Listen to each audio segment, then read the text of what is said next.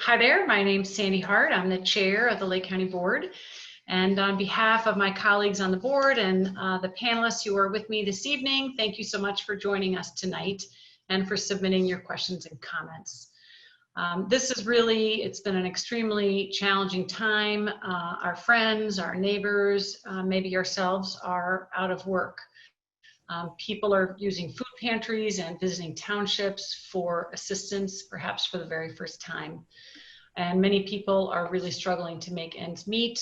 Small businesses are just now getting up and running, and it's been very difficult for those small business owners and for the many people who rely on them for jobs and income. So there's also a great deal of uncertainty, right, about we thought we were going to kind of come out of a first wave. We see in some cases around the country, coronavirus cases are increasing, and really some concern about what that second wave is going to look like, and if potentially this wave is going to go right into that wave. And obviously that brings about a great deal of anxiety. So as I said in our first town hall, if you are struggling with anxiety or in a mental health crisis, please do call 211.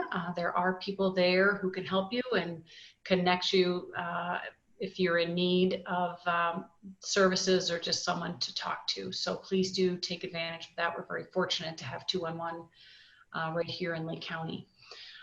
So we do hope that tonight's town hall will answer some of the questions that you have and show you that Lake County government and our colleagues on this panel and beyond are working really hard to deliver services and resources that you need. So I'm honored again to be joined by a few of them here tonight. So first is my colleague, Paul Frank, who serves as the chair of the Lake County Finance and Administrative Committee, as well as the special committee focused on COVID-19 recovery and relief funds, these CARES funds, of which Lake County received about $122 million to offset the costs of COVID-19 in Lake County. Also joined by Dulce Ortiz, the Executive Director of Mano Family Resource Center, Mark Pfister, the Executive Director of the Lake County Health Department, Donny Schmit, who serves as President of the Lake County Municipal League and also the Mayor of Fox Lake. So thanks for being here, Donny. Dr. Scott Warren is here today. He is the Superintendent of the Lincolnshire Prairie View School District number 103. And Demetrius Willis, co-chair of the African American Community Partnership Group with the Lake County Health Department. So we have over 1,000 people listening this evening, and we received over 200 questions. So we'll start with many of those questions which were asked by multiple people. And but please do continue to send in your questions and your comments. Our staff is receiving those, and they'll forward those along to me to be asked for our panelists. And before I begin, there are several questions that come up that were submitted to Lake County that we really have no control over. So real quick, Lake County follows the guidelines set by the governor. And so right now we are hopefully moving into phase 4, and we follow that Restore Illinois plan. And if you would like to see that plan, you can visit coronavirus.illinois.gov, and there's some great information there. So first, I think we'll go to Mark, and if you had joined us for the town hall last time, Mark always gets a lot of questions because people really want to understand what's going on and how this pandemic is really going to impact them and their family and their businesses. So Mark, first off, this is a multi-part question. So if you could please tell us about COVID-19 virus and antibody testing in Lake County. So sort of how does it work? Where can someone go to get tested? Is it free? Does it cost anything? What do I need to know before going? Please. Yeah, that's a really great question. And it's a great question to start off with, is that I do want to thank the Lake County public for everything that you've done during the COVID-19 pandemic.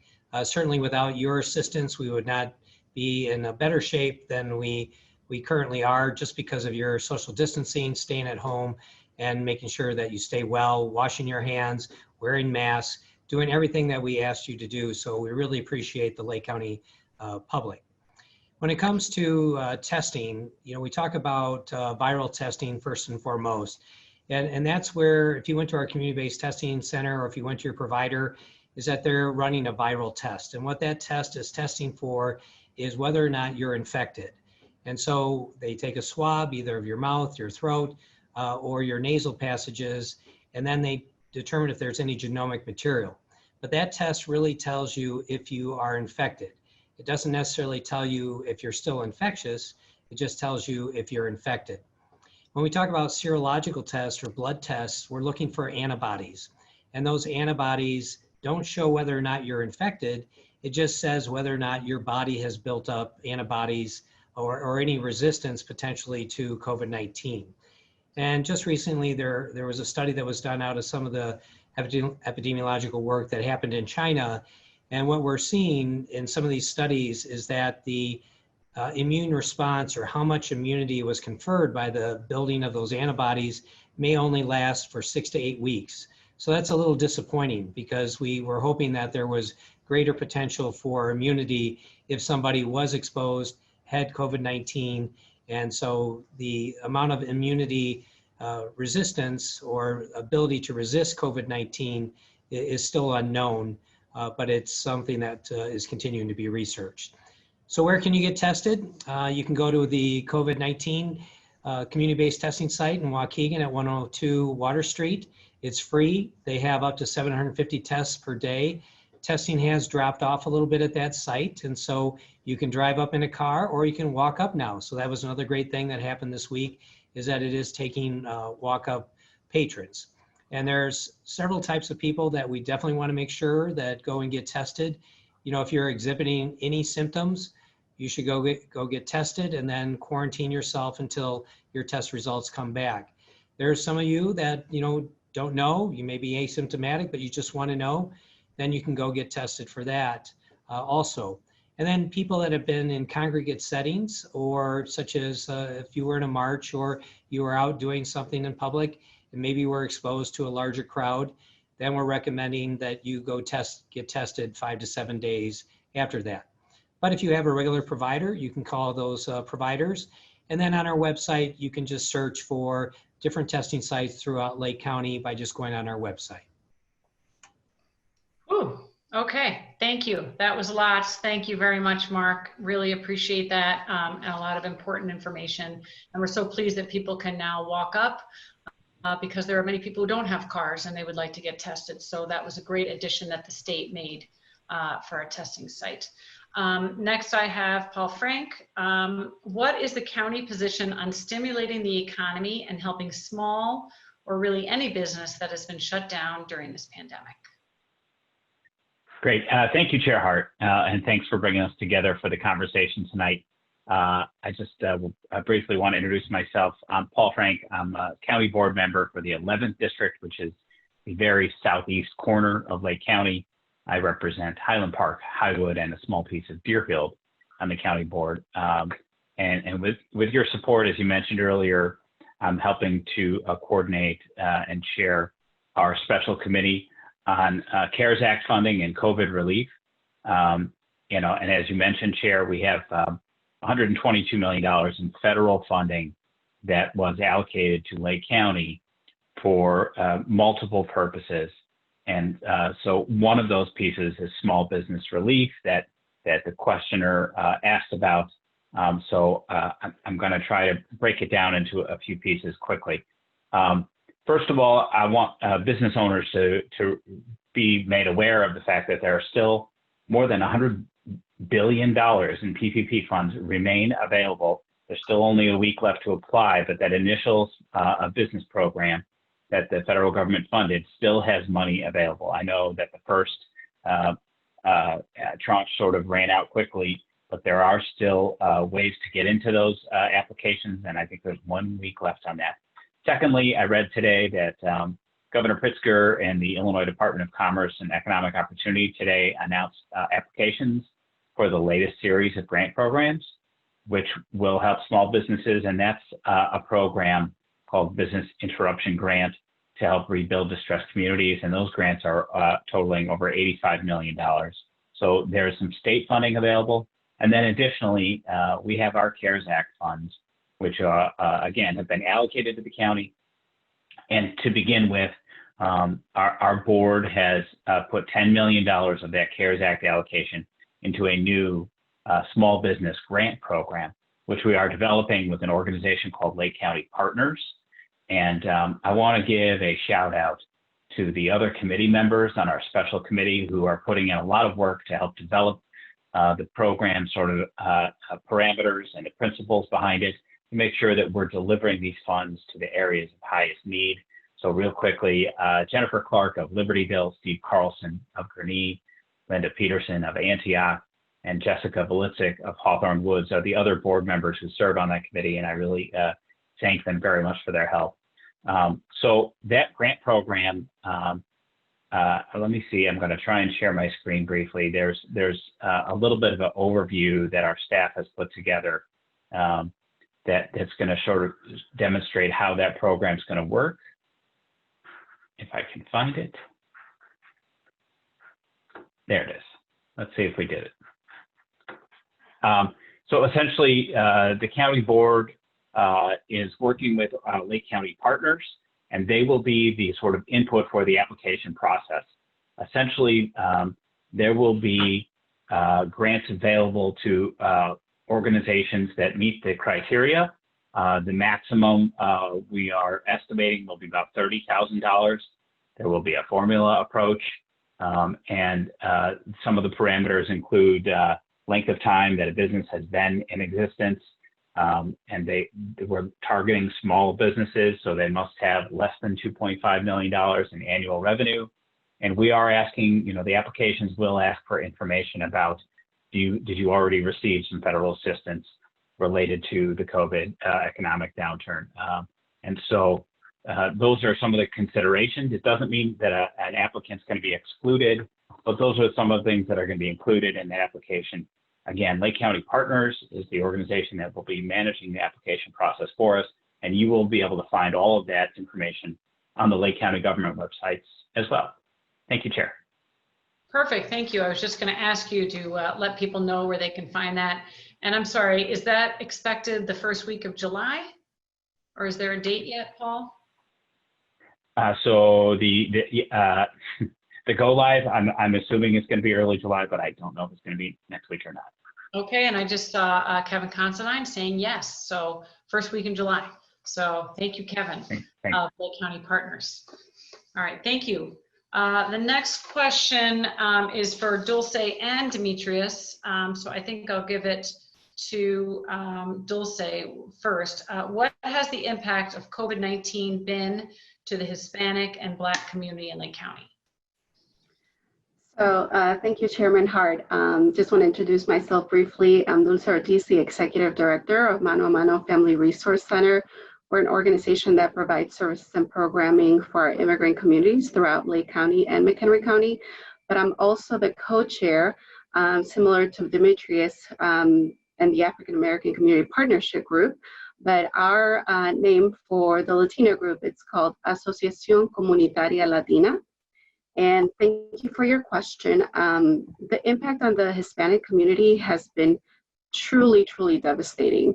The Latino community makes up only 22% of the Lake County population, yet the infection rate is 48%. So to put this into context, for every one white Lake County resident infected, 8 Latino County residents are infected. And as we look into communities with a high percentage of Latino populations, we can see that communities such as Waukegan, where there's 68% of positive COVID-19 cases, and that's out of 3,042 residents are Latinos. We see the same 68% in the Brown Lake area, 56% in the Mundelein area, and 51% in Zion, and 46% in North Chicago. And so it has been truly devastating. Our community, just like the African American community, have also been disproportionately impacted due to the health and economic disparities that already existed.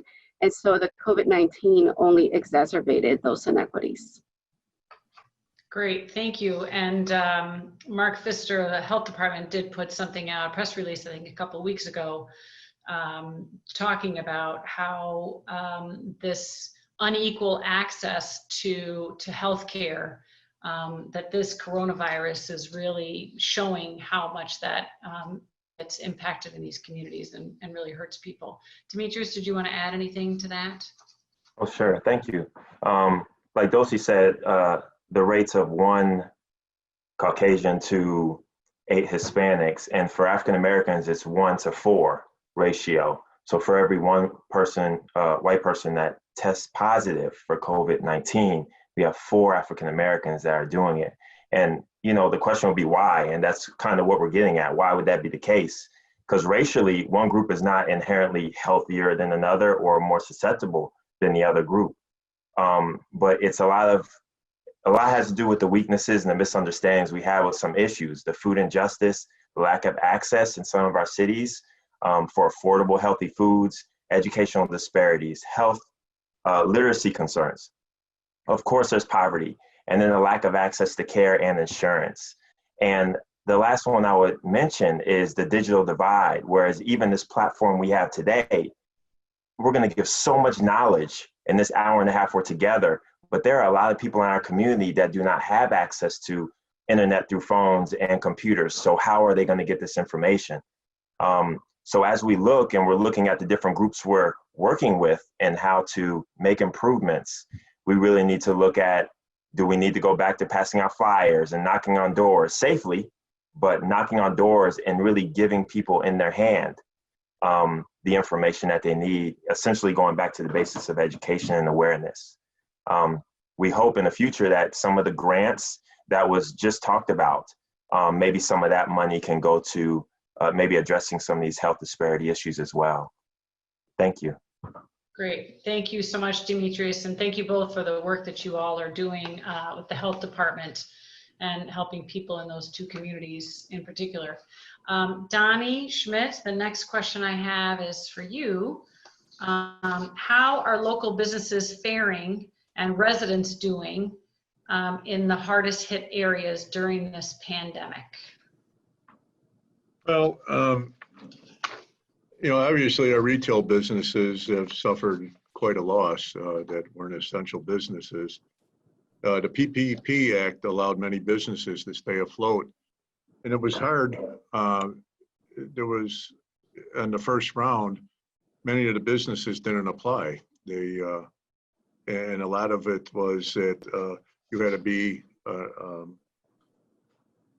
the bank you applied to, you had to be a customer there. And then the second round, many, many more were able to apply.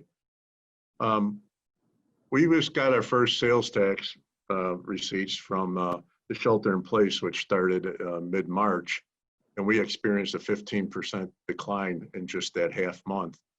So, you know, the village is anticipating about a 30% decline.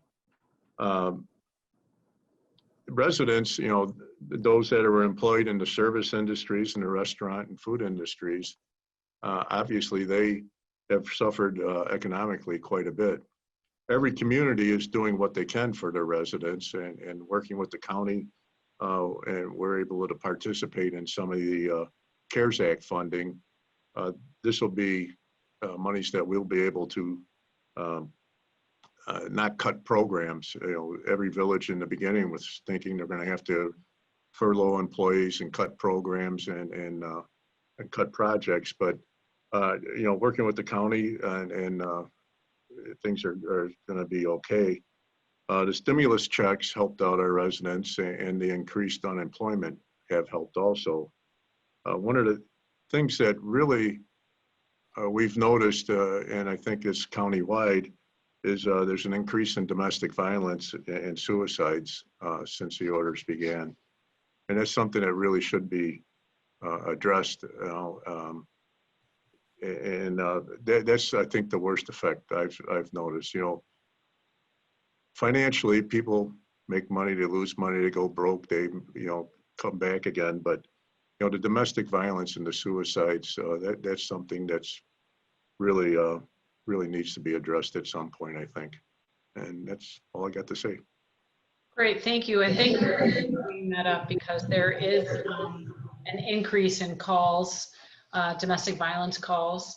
And so we're fortunate to have a safe place right here in Lake County that's been housing people and actually using funding, putting people in hotels so they can be safe, because normally they would be in group housing.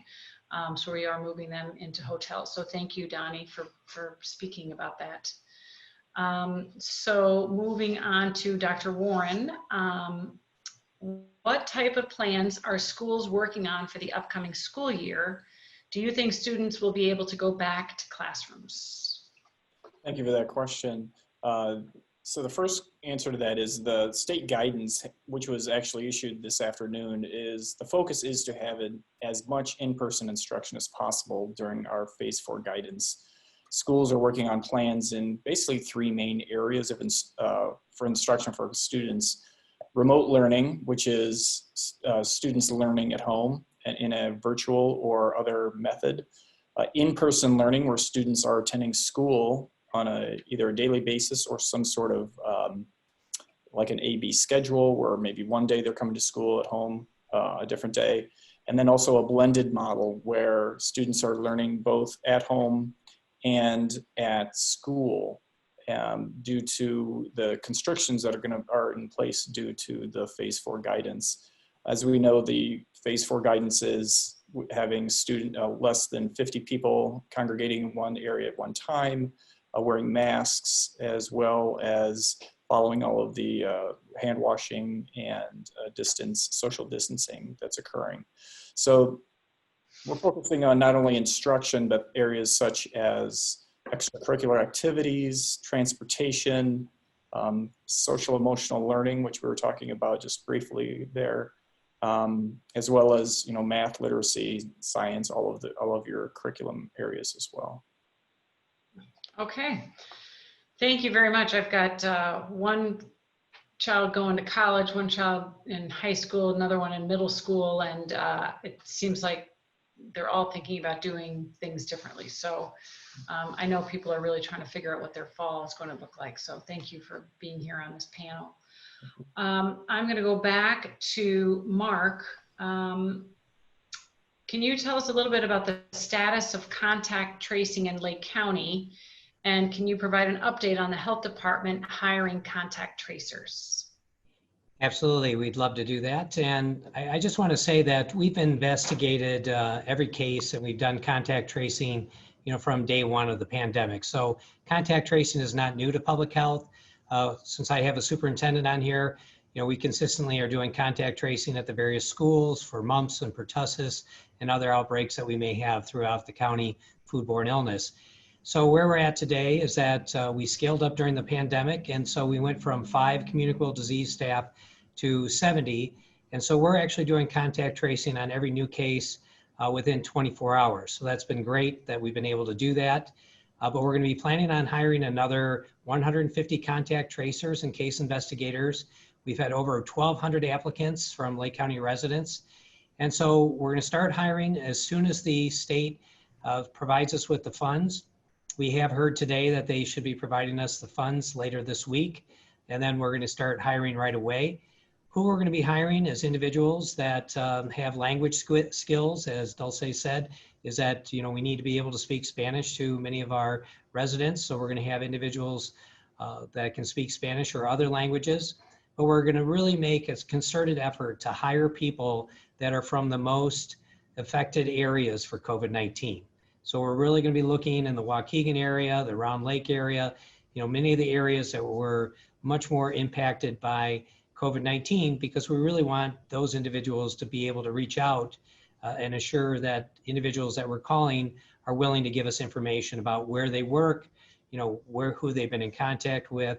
So we're hoping to get this all done rapidly through the month of July. But we're really gearing up for the fall, just in case we have a second wave, to put us into a better place. Great, thank you so much, Mark. And I appreciate you saying that this is something, contact tracing, you've been doing for some time. We have the TB clinic, and so it's nice to know it's not new news for Lake County Health Department. So thank you. Next question, I'll go back to Paul, which is just simple. Will property taxes increase dramatically as a result of COVID-19? Yeah, thank you. Important question that I think we're all concerned about. The county board, we're always looking at our property tax levy, what we can do. This past year, our budget, which passed unanimously, actually held the Lake County portion of everyone's property tax levy flat. The challenge with property taxes is it's a cumulative tax. The Lake County portion of each of our tax bills is only 7%. The bulk of it comes from our school districts, some cases multiple school districts, library, park district, municipality, township, fire protection, other taxing bodies that make up the bulk of our taxes. And I think, you know, depending on how the crisis is impacting the revenue of each of those organizations, if there are workforce reductions to offset it, you know, I think everyone is aware of the economic crisis and the impact it's having on the entire community. And I know that at the county, we're going to make an effort to not increase taxes. But at the end of the day, it's very difficult for us to say. I do want to highlight, since we're talking about taxes, one thing that our board also did this year in recognition of the challenge and the economic crisis is we did, for the first time, allow people to make their property tax payments in 4 payments instead of the usual 2. And that is for this current year. And so you can get that information from the Lake County Treasurer's website if you need information about that. And we are going to have a future discussion about making that change permanent as well. Perfect. Thank you very much, Paul. This next question is for Demetrius. So going back to the disparities that exist in minority communities, what is the community doing to address those disparities? Or maybe your committee also, what is your committee doing to work on that too? Excellent.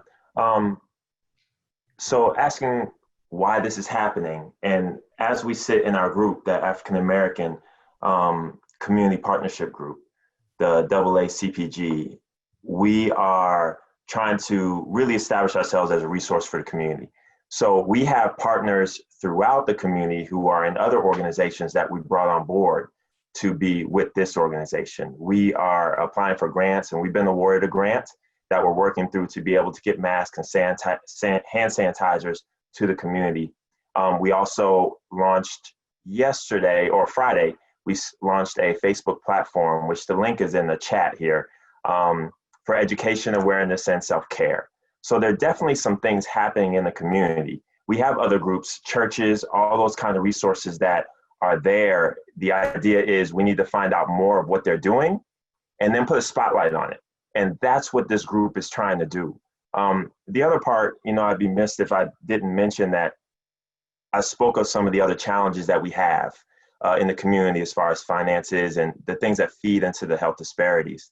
And working at the Lake County Health Department, I can see that financial or immigration status doesn't hinder those services.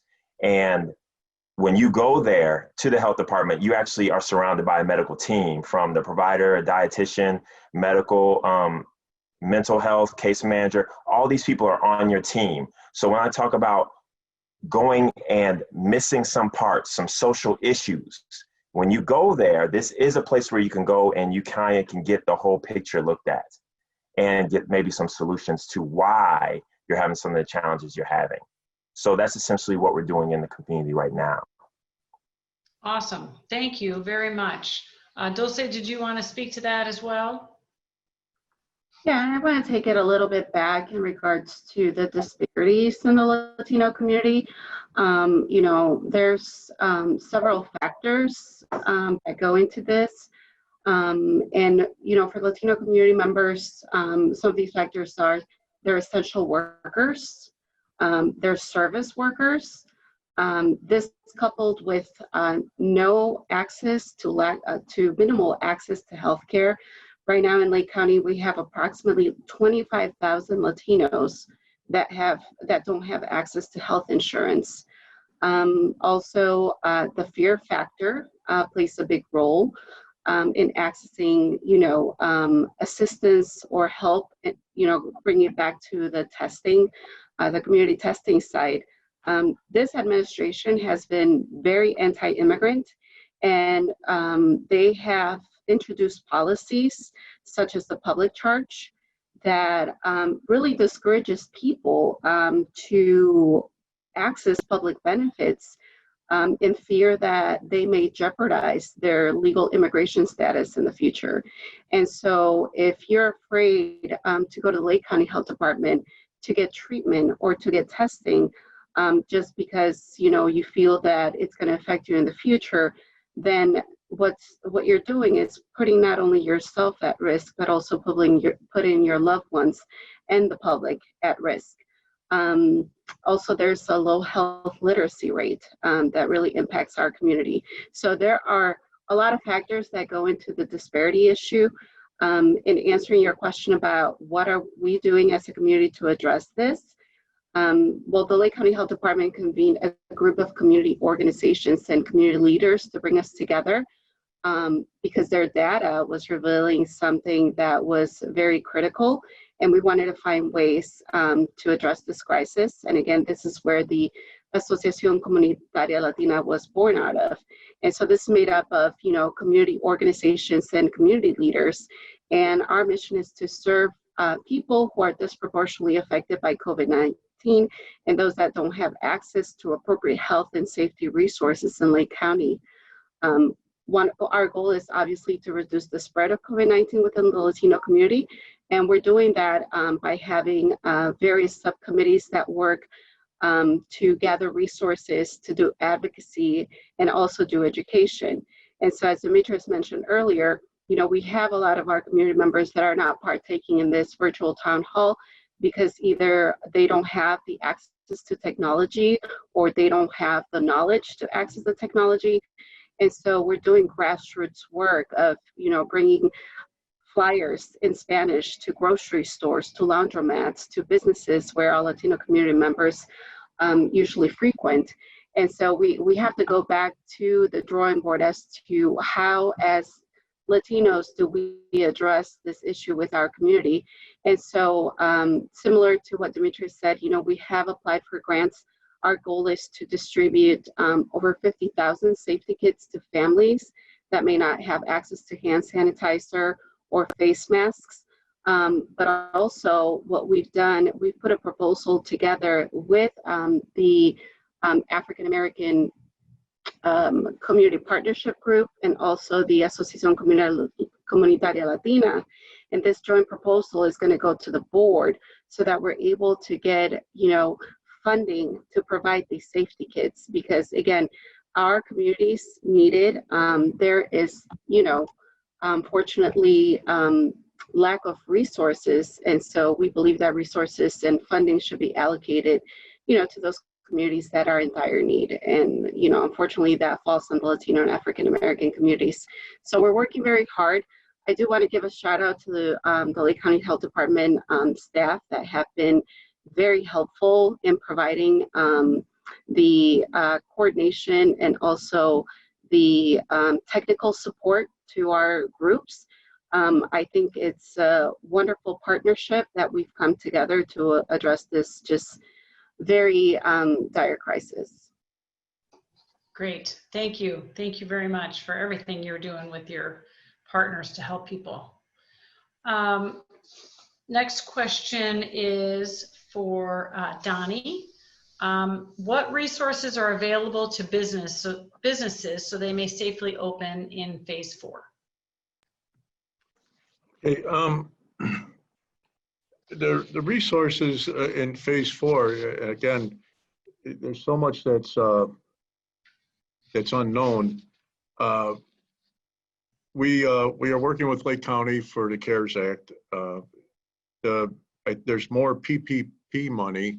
It's mostly getting information out to the businesses so they can apply for it. a lot of times we had people that were reluctant to apply for the assistance that was there. Each municipality, does what they can for their business. There's no one size fits all for every municipality. Some municipalities are providing equipment or village or municipal space for the restaurants to open. Others are, we're waiving permits and fees. We're waiving late fees, and these are the things we can do, but we're kind of limited in what we can do. Each community, we know our own needs, and what obviously I'm a resort community, so my needs are different than a community that's heavy in industry. So the best thing we can do is give out information. We get our executive director, Mandy from the Municipal League, gets questions from municipalities, businesses all day long, and she's able to contact the state and get clarification. One of the things today was, the parks were open, and then later on this afternoon, they said, no, the parks are not open. So getting out the information in a timely fashion is about the best we can do. And, I just think sharing the information is the best help we can give our businesses right now. There's so much unknown, and I think that's about where we are. Right, and I really appreciate that, because we do have Chamber of Commerce's available in many communities across Lake County, and then there's also Lake County Partners, which is for maybe some larger businesses. But for those smaller businesses that might not join a chamber, maybe a dry cleaner, maybe a small restaurant, it's the municipalities who know those businesses, right? They know them by their name, they've got their phone number, it's really accessible. So by us partnering with the municipalities and getting that information out there about the small business grant program that we're doing here in Lake County, or the PPP funds that are coming, I think that really goes a long way, because those businesses are hearing from people they trust, right? People in government like Donny. So well, I'll give you a small example. Fox Lake's a small community. We've got 320 businesses in our town. We sent out an email to all 320 businesses today with the phase 4 guidelines we received from the state. So again, we can get in contact with our businesses, and then we do a lot of door-to-door, which every other municipality does also. So yeah, I think use us municipalities, get out information, and I think things like this, the town hall and working together, just working with the townships and the other social services, it's just, I think that's the best way to go about this. It's all uncharted territory. Right. Thank you, Donny. Next question is for Scott. How are special needs students who cannot wear a mask or participate in virtual learning going to go back to school? That's a great question. And I think primarily the first thing you want to do for anyone who's maybe has a student with special needs is to work with your school. That will be part of the IEP, which is the Individualized Education Program for each child. And if you feel that your child, or it's somewhere in the IEP that they should not be wearing a mask, that would be working directly with that team to determine how that would best be handled within the school. It can vary from, if a student really cannot wear a mask, they also have face shields. There could be some other adaptations that could occur to provide as safe a possible experience for not only your child, but everyone else. So definitely work with the school and your IEP team to determine how that would work. Great, thank you very much. This question, I'll answer this one. It says, many Waukegan residents have not received the first stimulus check. IRS doesn't answer their phone, and many small businesses applied for the Paycheck Protection Program and never received a response. Where can they get assistance? So if somebody has reached out to their bank for PPP, I would advise them to reach out again. I do have an advisory group that I meet with on about a weekly basis. And one of the people who are in that group is a banker. And he said, you know, there's hardly any applications right now for PPP. And as we heard from Paul Frank, there's a lot of money still on the table, and that money goes away June 30th. So if you're in need of PPP, you haven't applied yet, I would just really urge you to get in touch with your bank. And then as far as the first stimulus check, I would recommend that you reach out to your congressman or woman in Lake County, and they could help you. So, and I'll just ask our communications team to put up perhaps some contact information or a website where they could reach out and to those people. So thank you. Next question, I'll go back to Mark. And if you don't mind speaking to this a little bit. So the status of COVID-19 cases in Lake County, how they're trending up or down. If you think we're going to see a second wave, are we preparing for a second wave? And then I would just ask that you kind of speak to the testing site. We know they have the capacity for 750 tests. Maybe you could speak to if we're kind of meeting that capacity, please. Will do, thank you. And great question. So as of today, we have 9,411 cases with 367 deaths, unfortunately, in Lake County. We are trending downward, and we've been trending downward since early May, mid-May. And so, you know, every day we're only at about 30 new cases per day or less. So that's dropped off significantly. I think some of the things that Dulce has talked about as well is that we've seen a greater positivity rate in more of the Latinx communities, but we are seeing that positivity rate drop, you know, in all the communities of Latinx or of color. And so many of our municipalities are under 10%. We really want to see everybody with a 20% or less positivity rate. So we are moving in the right direction. You know, some of the things that we're doing is that when we look at trending, we're looking at what's happening with other states in the nation and also other countries across the world, because we don't live in a vacuum. You know, people do travel, people do come in from other locations. So we are watching that. We, as I said before, with the antibody testing, we just don't know what the immunity looks like or what it is really conferred if you have had COVID-19. And so we are predicting that we are going to have a second wave in the fall just because of when people start getting back into indoor congregate settings, that's where you have greater potential or risk for transmission. And so I think this is where, you know, we're really building contact tracing capacity. And then, you know, Dan Eater's on, we've pushed out over 1.5 million units of PPE. What we're doing now is replenishing PPE stockpiles so that we are prepared for a second wave if it does come. And then another thing that the health department is really working on is that hopefully we have a vaccination soon, and we're starting to prepare for mass vaccination. And we have a superintendent on here, is where some of those mass vaccinations will be is at different high schools throughout Lake County. So we are preparing for that to move forward. Okay, thank you. And I apologize if I missed it, but did you speak to the 750 capacity? Yeah, so I think that's where the nice thing is that we have a lot more capacity than we did early on for testing. So the community-based testing center only has 750 tests per day, but we're running at about 250. So that's why we're saying if you need to get tested or should be tested, make sure you go to that facility. It's free and you can get right in and right out. So there's no lines to speak of any longer. But then there's other systems, and I did want to talk about briefly, we want to start getting some mobile testing units up and running with the local hospital. So we are going to be picking locations that are most at risk, getting those mobile units out, probably different times of the day, because we do know people work and they can't fit their testing into the same schedule.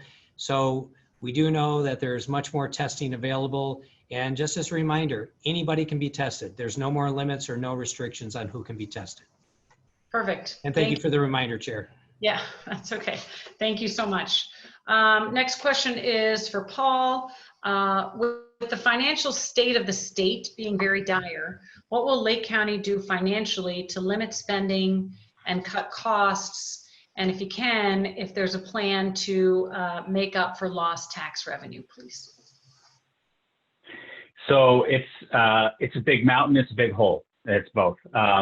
So we're in the middle of our fiscal year. Our staff has already reduced our spending for this year by about $9 million. The goal is obviously to minimize any impacts to the workforce. So we're looking at spending cuts, putting projects on hold. They're looking at, sort of postponing things that are not urgent or necessary. And that's the first piece of the puzzle, is how do we manage the revenue decrease for the current fiscal year, which we are in. And then obviously it's going to be a bigger challenge to plan and prepare for next year's budget, which the board will be just starting to work on over the summer and into the fall. We have an opportunity to probably reimburse, some of the municipalities, as Mayor Schmit has talked about, some of the municipal expenses for COVID-related expenditures, and some of those expenses that we have on the county side at the health department or emergency operations center, other places. Some of that federal money can be used for specific COVID-related expenses, but it's not going to offset the lost revenue. And in fact, we're not allowed to use it to offset lost revenue. So there is going to be a challenge, and we've got a lot of work to do to try and get the budget balance going forward. Perfect. Thank you. So this question, again, for Dulce and Demetrius, so I'll start with Demetrius.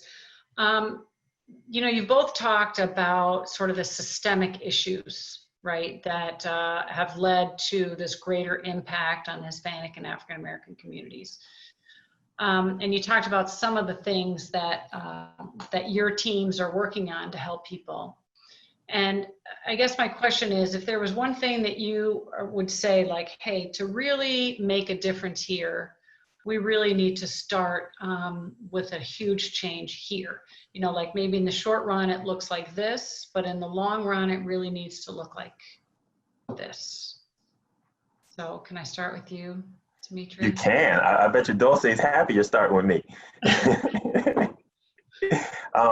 So if we could have one change, what would we ask that change to be, or where would we start? I think any good change is going to come from education and re-education. And I think really making sure that we have the resources in place to answer the question why, like I mentioned before, and that people understand, we're talking about COVID-19 now, but really just being able to talk about health disparity as a whole. Why is diabetes? Why is heart disease? Why is asthma so rampant and overwhelming in these certain communities? And how can we spread things so it's a little bit more understood?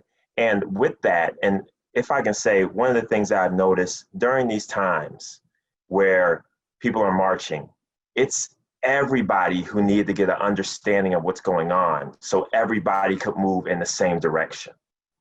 And that's what we're seeing socially. People are starting to understand the bigger picture of what's unfair.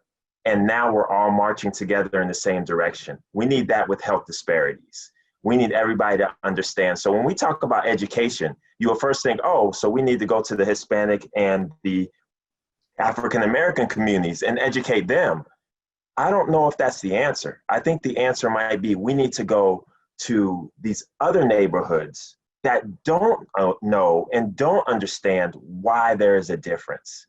So when I say education, true enough, we could educate these minority populations we're talking about, but I think we really need to educate others who are just testing 1 for every 8, right? They need the education as well. So that's why I say it always comes down to knowledge and understanding and knowing the patterns of the past so we can kind of understand what can happen and what our potential is in the future. Perfect. Thank you, Thank you very much. Thank you. Dulce? Well, I think it's kind of hard to pick just one, right? You know, for the Asociación Comunitaria Latina, we're a group that are very committed to the Latino community, and we have been working on building equity for years. I also believe that with equity, I think that diversity is critical, especially when we have individuals making important policy decisions or making important decisions on where funding goes, you know, what funding goes where. As I mentioned to you, you know, our communities are underfunded, under-resourced. And so for me, in order to build equity is to have that diversity and have individuals that look like myself, that look like Demetrius, sitting at the table, helping make those decisions. Because at a grassroots level, we know what's happening within our communities, and we know that there are some policies that are hurtful to our communities, but there's also policies that can help our communities. And so for me, equity and diversity is truly important. One of the things that, you know, I'm worried about for our communities is the what happens when the ban for residential evictions are lifted. Right now, we have community members that are behind in their rent payment 2 or 3 months. And when we have communities, especially in the immigrant community, that don't feel safe and don't feel they have the support to, you know, say their landlord is, you know, trying to evict them, knowing that there's a ban right now, but calling law enforcement or looking for a governmental entity to provide aid is more fearful than them becoming homeless. And so we're hoping that the Lake County Board is going to do something about, you know, extending those eviction bans, because people are barely starting to get on their feet. And we know that the most highly impacted communities are going to be the African American community and the Latino community. They're going to be the first ones to go and become homeless. And so there are policies that can be drafted. There are policies that can be changed in order to provide a little more support until our communities get up on their feet. But again, not stopping there, I think that this is a journey. When you want to understand how to be equitable in all communities, it's not just, you know, we're going to start a committee today, and once you think your job is done, you know, the committee is over, right? This is a long time journey. It's, like I said, it has been years of just disproportionate impact when it comes to health, housing, education, criminal justice, you name it. And so for me, I think equity and diversity are truly, truly important.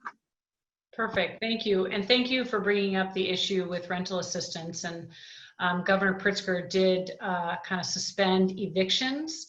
Our Lake County Board, we set aside a lot of money for rental assistance.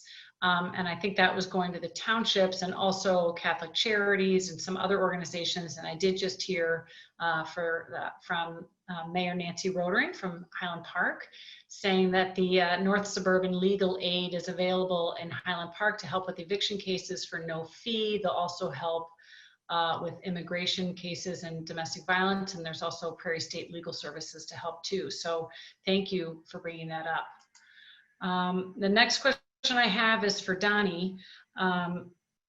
People asking about social distancing. So when they're in a store, you know, in their community, and they see people there who aren't wearing a mask, even though it's required in the community, what should they do? What's the proper procedure to handle something like that? And then also, Donny, because of the community that you, where you're the mayor, you have a lot of you know, banquet halls and catering, and it's places where people are going to go kind of on vacation. Is there anything special that people are doing to help with those types of businesses? Yeah, I don't, you know, given the guidelines, all we can do is follow the guidelines. the banquet halls, I've had so many people say that their, weddings, they haven't been able to have weddings. Two of my trustees had parents die during this shelter in place, and neither one has been able to have a memorial service for their parents. So my position has always been this. I took an oath when I became mayor to uphold the Constitution of the state of Illinois and the United States. So I don't decide the laws, I just carry them out. I didn't take the oath to carry out the laws if I liked them, and if I didn't like them, not to turn the other way. I really, I talked to my police chief about this. Confrontations, personal confrontations about people wearing a mask and not wearing a mask, I don't encourage that at all. I think it's just going to create more chaos and violence. If I see someone wearing a mask and I'm not comfortable, I'm going to stay away from them. But again, there's so little we can do. If I have a particular situation, and I've called the Lake County Health Department, we've had 2 situations. They've been great. They've come out here where there could be something that was endangering public safety. One of the bad things is if you neglect to follow the guidelines, you're not risking only yourself, you're risking other people, and it's exponential when one person gets it and they pass it on to 2 or 3 and then another 2 or 3. So as far as if I see someone in a store, we haven't been encouraging confrontations. Maybe it would be okay to say, I wish you would put a mask on, but I don't know that a confrontation is the way to go. So I don't know if I even answered your question, but again, it's just trying times. If there's a real safety issue, where hundreds of people have gathered, that's when I call the health department. But outside of that, one-on-one confrontations, I don't know that that's the answer. Right. I do think it's a really good question, right? Sometimes it goes well and sometimes it doesn't, as we've heard on on some kind of frightening national stories. So thank you, Donny. And so we've got about 3 minutes left before we hit 8 o'clock. I'm okay to go a little bit longer, but that's just me. There may be people who need to get home or do whatever else. So if it's okay with panelists, I'll kind of ask some other questions. And if other people have a conflict, you're obviously welcome to drop off. And we're really grateful that you were able to spend this amount of time with us. So, so I'm just going to keep going because I think this is a good question. The infection rate of people, or the death rate, excuse me, for people age 0 to 17 years old is like 0%. So somebody is asking, if people aren't really getting really sick and there's nobody's dying in that age range, why can't we open schools how we normally would? And that's for Dr. Warren. That's a great question, and thank goodness that children are not dying at rates that others are. I think that's a blessing that isn't occurring.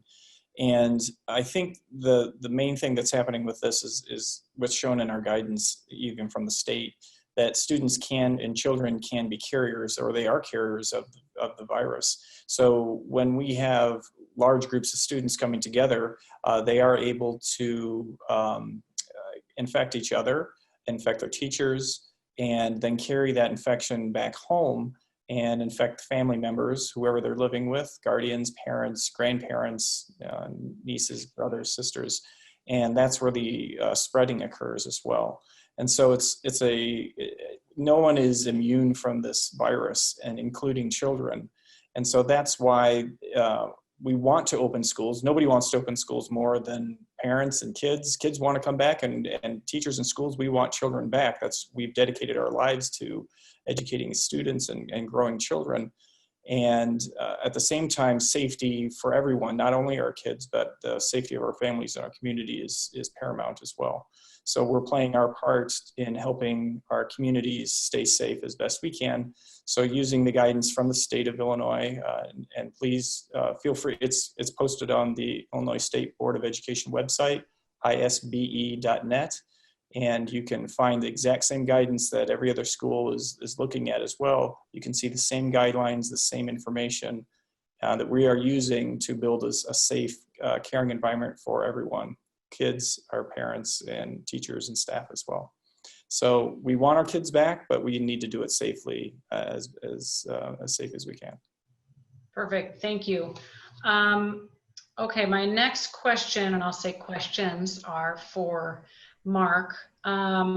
What has been done to issue more sort of protective equipment, masks and goggles and things like that to communities that have been disproportionately impacted? Yeah, I think one of the things that we want to really make clear is that we have not been providing PPE to non-healthcare facilities or first responders or law enforcement. But I think both Dulce and Demetrius really talked about it, is that we're trying to get out masks, we're trying to get out hand sanitizers, really just educating people on how to protect themselves. And I think just as a reminder that the mask is there to protect others. I mean, that mask you're preventing, if you are asymptomatic and don't know you're infected, that mask is actually helping protect others from you spreading it. So I think Dulce and Demetrius, if you want to add any more to that. Yeah, I think it's truly important to, keep in mind that, so for the Latino community, it's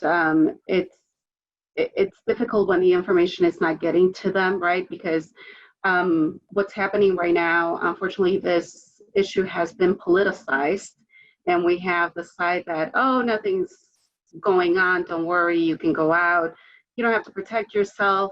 And then we have the other side saying, you have to wear your mask, please wash your hands, sanitize your hands. And so sometimes, it can be difficult to kind of discern all that information and to know what's real and what's not real, especially when there's, a lack of language access, right? If you don't have the information available to you in your language, then you're not going to know. And so what we're trying to do, we're trying to put that education out there and letting them know that, using a face mask, not only are you protecting yourself, but you're protecting your loved ones as well. In the Latino community, we're very well known for having, living with our parents, having our grandparents with us. And unfortunately, at Mano, we have come across stories where someone got infected at work, they brought it home, and unfortunately the father passed away. And so we have to, and now that it's the summer and we're seeing people go out more, getting more comfortable, we have to remind them and bring that awareness that COVID-19 is still here with us. But we're also going to make sure that we do our due diligence to reach out to, those community members that, again, may not have the technology to access all the information.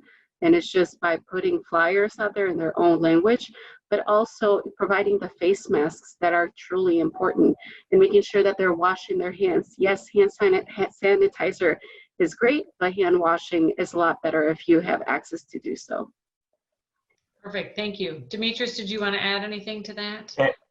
Just echoing, really, it's our objective to steer people past the noise and to clear information. Like this platform we have today, like going to the Lake County's website or the city's website or wherever they can get clear information on what they need to do. Perfect. Thank you. I have another question for, actually, I'm going to switch to Dr. Warren. When will high schools make a decision about participating in fall sports? So that actually is going to come from the IHSA, the Illinois High School Association. They kind of govern that information. So once that guidance comes through, then high schools will be able to follow that and put together a good plan. But they're still waiting on that guidance at this point. Okay, thank you. Back to Mark.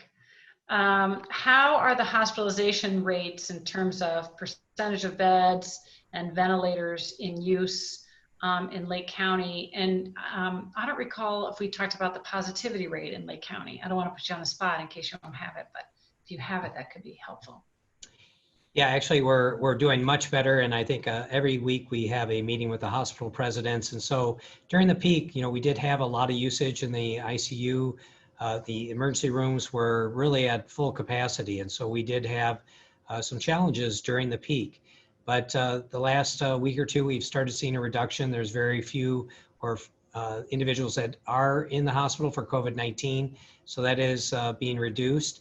And then, I think there's been a lot of discussion about us being in the Northeast region, is that the Northeast region now is at a 5% positivity rate. Again, we want to be below 10.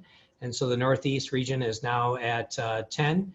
And we are currently in Lake County for the positivity rate of 13.3%. So we're getting closer to that 10%. But actually, as you can hear, our positivity rate is actually greater than the Northeast region at this time. Perfect.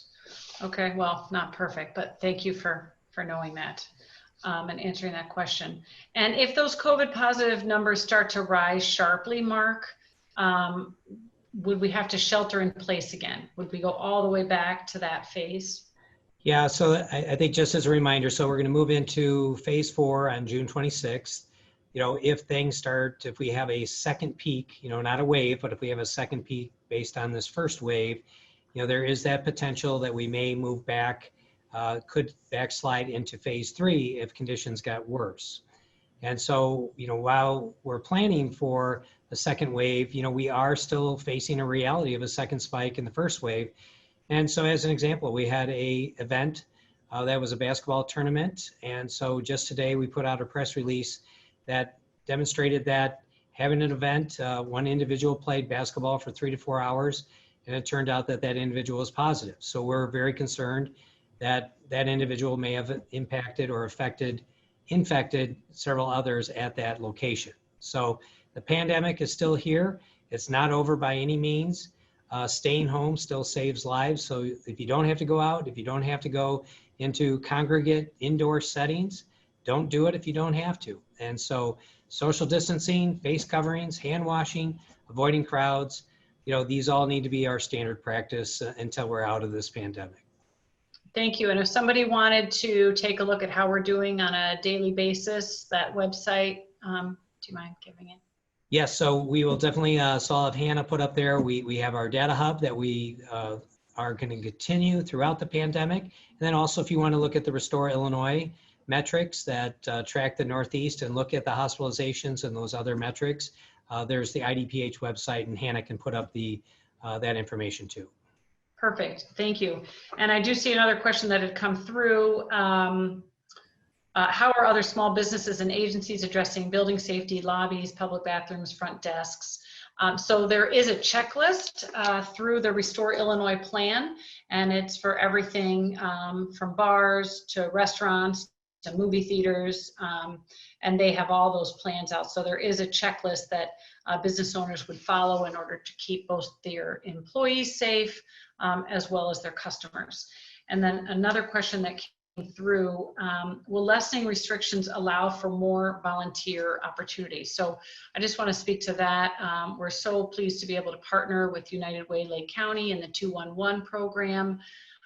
They are really coordinating all of the volunteer opportunities for people. So if you have the ability to maybe go to a grocery store and pick things up for a homebound senior, they have a volunteer opportunity for you.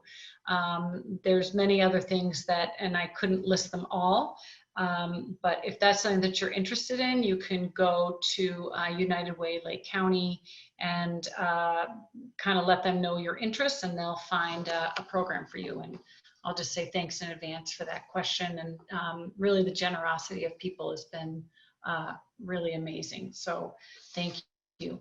That is actually about it. If there's anything else, I'm just going to turn to Mark, because sometimes there's things that Mark hears. If there's anything that you hadn't been asked, Mark, that you want to cover, before we go. I'm just going to turn to you to do that. Yeah, again, I just want to thank all the participants tonight and all the Lake County residents for everything that they've done. You know, stay the course. We know that we have empathy for those that have lost their jobs. So we know that people are struggling. We want to make sure that we are here to help you. And when I say that, that's the community of Lake County, that we are here to help. But for a lot of those business questions, a lot of outdoor activities, you know, please go to the Phase 4 guidelines. There's a lot of great information in that toolkit. So and there's specific issues that you can look up. So I would just really recommend that people go to that website and look at that. And I think, you know, become participants in Demetrius's and Dulce's groups. I think we need all the help that we can get to get the word out and to really attempt to reduce, you know, some of the disparities that we have in Lake County.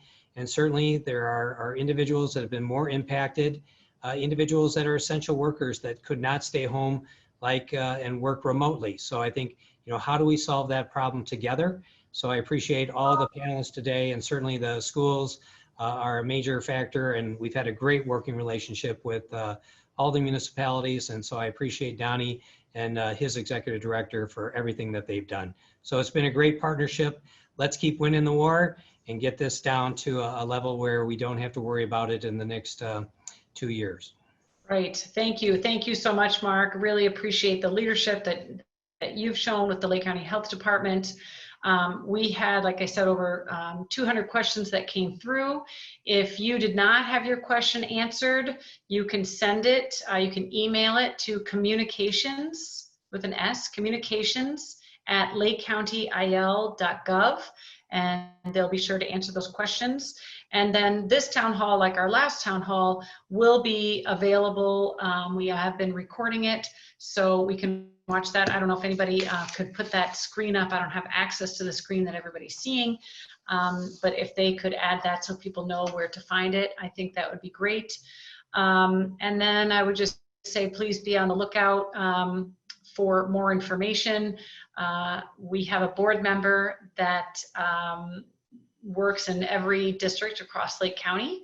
So, and your board member does send out a newsletter, and there's a lot of great information in there and kind of highlights some of the work that you've heard about here tonight, but other things that that would probably impact you and your neighborhood, and information about the forest preserves. So please do reach out to your county board member. I'm sure they'd be happy to add your email address to their newsletter. So thank you again so much to our panelists after working long days, joining us here, maybe in you know, a home or a room in their home or at their office. I really, really appreciate it. I feel extremely fortunate to get to work with the people who are here and many people who were unable to join. So thank you very much, and thank you so much to everybody who have attended, and hope everybody and their families stay safe and healthy. Thanks. Good night. Thank you, Sandy. And thank you for your leadership, Chair and Chair Paul Frank. Thank you. Take care.